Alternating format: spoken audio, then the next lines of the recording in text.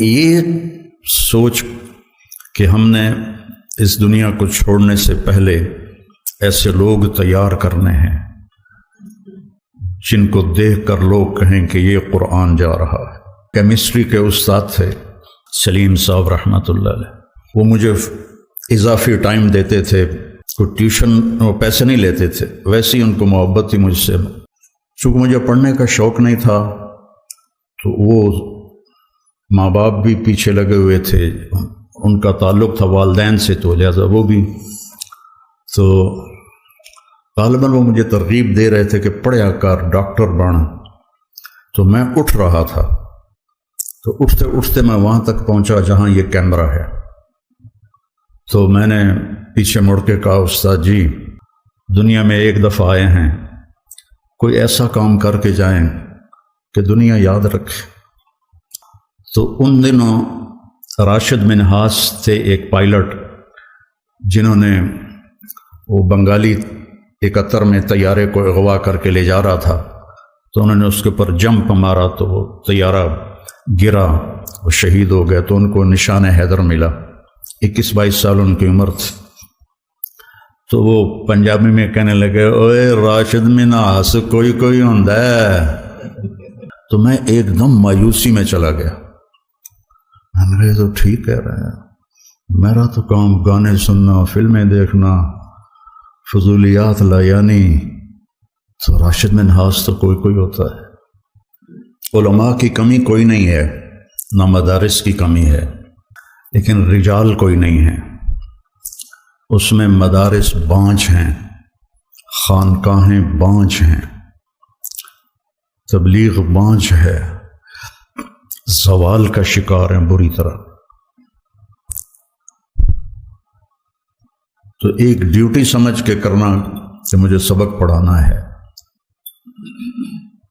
تو وہ سوچ بہت حقیر ہے جو آگے منتقل ہوگی۔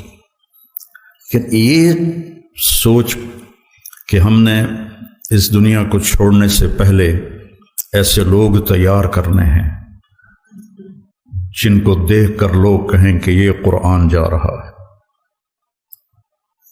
یہ عالم جا رہا ہے۔ اب یہ اللہ کی مدد کے بغیر تو ہو نہیں سکتا۔ ایسا تو نہیں ہے کہ ہمارے پاس کوئی ایسے سکرو ہیں یا مشین ہے جس سے ہم ایسے نسل تیار کر لیں گے۔ یہ تو سراسر یہدی من یشاء ہے، جس کو چاہے وہ ہدایت دیتا ہے۔ آپ سب خوش قسمت ہیں، آپ کے اساتذہ، کہ اللہ نے آپ کو ایک انتہائی اعلیٰ ترین مصروفیت عطا فرمائی۔ مدارسۃ العلم ساعۃ خیر من احیاء لیلۃ القدر عند الحجر الاسود۔ یہ بھی آج کوئی 20 سال بعد یاد آئی۔ مدارسۃ العلم ساعۃ، ابو ہریرہ کی روایت، خیر من احیاء لیلۃ القدر عند الحجر الاسود۔ اتنی بڑی محنت میں اللہ نے لگایا ہے، آپ خوش قسمت ہیں۔ لیکن ایک رواجی طرز پہ چل کے زندگی گزار دینا اور ایک ایسا کچھ کرنا کہ کچھ آدمی کر کے جائے۔ میں اپنے کیمسٹری کے استاد تھے سلیم صاحب رحمۃ اللہ علیہ، وہ مجھے اضافی ٹائم دیتے تھے، کوئی ٹیوشن وہ پیسے نہیں لیتے تھے، ویسے ہی ان کو محبت تھی مجھ سے، مجھے اضافی ٹائم دیتے تھے۔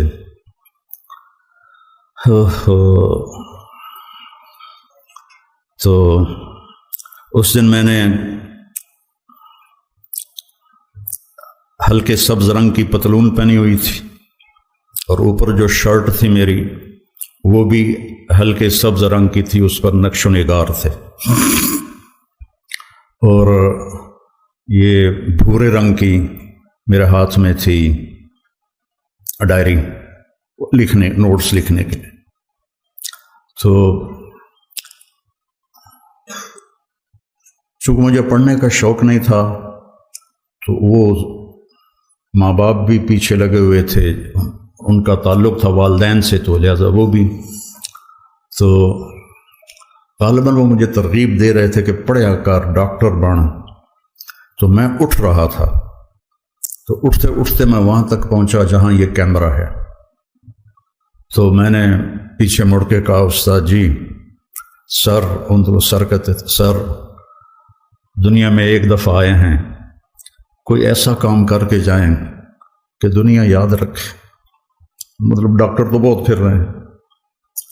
تو ان دنوں راشد منہاس تھے ایک پائلٹ، جنہوں نے وہ بنگالی 71 میں طیارے کو اغوا کر کے لے جا رہا تھا، تو انہوں نے اس کے اوپر جمپ مارا تو وہ طیارہ گرا، وہ شہید ہو گئے، تو ان کو نشان حیدر ملا۔ 21-22 سال ان کی عمر تھی۔ تو وہ پنجابی میں کہنے لگے، اوے راشد منہاس کوئی کوئی ہوندا ہے، یہ ان کا لہجہ تھا، اوے راشد منہاس کوئی کوئی ہوندا ہے۔ تو میں ایک دم مایوسی میں چلا گیا، میں نے کہا یہ تو ٹھیک کہہ رہے ہیں، میرا تو کام گانے سننا، فلمیں دیکھنا، فضولیات لا یعنی، تو راشد منہاس تو کوئی کوئی ہوتا ہے۔ تو اللہ تعالیٰ نے پتہ نہیں کسی کی دعا لگی یا اللہ نے اپنا فضل فرمایا، اسی کا فضل ہے۔ اللہ تعالیٰ نے ایسا میرے ساتھ نظام چلایا کہ میں قیامت تک بھی سجدے میں پڑا رہوں تو اس کا حق ادا نہیں ہو سکتا۔ تو ہم نے ایک نسل تیار کرنی ہے جن کا اللہ سے تعلق مضبوط ہو اور ان کا قرآن سے تعلق مضبوط ہو، جن کا اللہ کے نبی کے ساتھ تعلق مضبوط ہو، جو قرآن پر اپنا زور لگانے والے ہوں۔ بلاد ہند میں قرآن پر بہت زیادتی ہوئی ہے، صرف فقہ۔ قرآن تبرکاً ہوتا ہے، حدیث بھی تحنیف کے لیے ہوتی ہے، وہ بھی تبرکاً ہوتی ہیں۔ وہ لوگ وہ نوجوان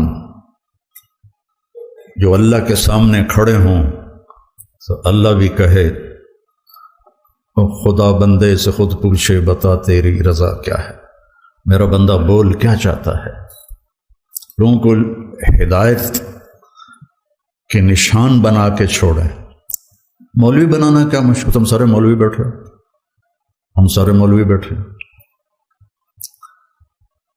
لیکن کوئی نسل تیار کرنا، اس کے لیے فالتو کام کرنا پڑتا ہے۔ جو گما پہلوان تھا غلام محمد، اس کا قد تھا 5 فٹ 8 انچ، اور 6.25 فٹ کے پہلوانوں کو اٹھا کے ایسے پھینکتا تھا جیسے کوئی تنکا اٹھا کے پھینک دیا۔ 400 کشتیاں لڑیں، ایک میں شکست نہیں کھائی، 400 کشتیوں میں ایک میں۔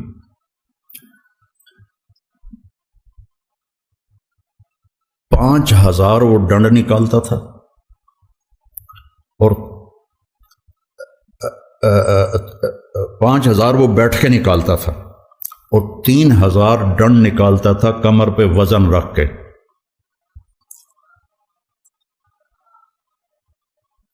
تو رستم زمان بننے کے لیے صرف ڈنڈ کافی نہیں ہوتے، صرف بیٹھ کے کافی نہیں ہوتی۔ 7 کلو بادام روزانہ کھاتا تھا، 5 مرغیاں روزانہ کھاتا تھا، 10 سیر دودھ روزانہ پیتا تھا، اور تہجد کا پابند تھا، نمازوں کا پابند تھا۔ امرتسر کا تھا، تقسیم کے بعد لاہور آ گیا۔ ایک یعنی اس کی برداشت کیسی تھی، ایک سبزی والے سے سبزی لینے لگا، تو وہ کوئی بھاؤ تاؤ میں کمی بیشی کی بات ہوئی، تو اس نے وہ ہوتا ہے نا وہ جو تولنے کے لیے جو باٹ رکھے ہوتے ہیں، اس نے اٹھا کے گاؤں میں گھمارا، اس کے یہاں لگا، خون نکل آیا، تو اس نے پگڑی کھول کے وہ اس کو بل دے کے نا بند کر دیا اور چل پڑا۔ تو لوگوں نے کہا پروان جی رستم زمان اے ماڑا جا بندہ تسی پھوک مارو تو اڑ جائے. تو کہنے لگے یہ رستم زمانی جو ہے نا یہ برداشت سے سیکھی ہے، ایسے نہیں سیکھی، یہ برداشت سے سیکھی. اور مجھے نہیں بلکہ پورے ماحول میں یہ بات کہ مولوی غصے والے ہوتے ہیں، مدرسے کے طلبہ برداشت سے عاری ہوتے ہیں اور اخلاق سے عاری ہوتے ہیں. حالانکہ میں قسم اٹھاؤں کہ انڈیا، پاکستان اور خاص طور پر بنگلہ دیش کے جو طلبہ ہیں جتنی قربانی وہ دیتے ہیں پوری دنیا میں کوئی نہیں دیتے. لیکن ان کو کوئی لے کر چلنے والا ہو اور انہیں بتانے والا ہو تو یہ بہت بڑا ذخیرہ ہے.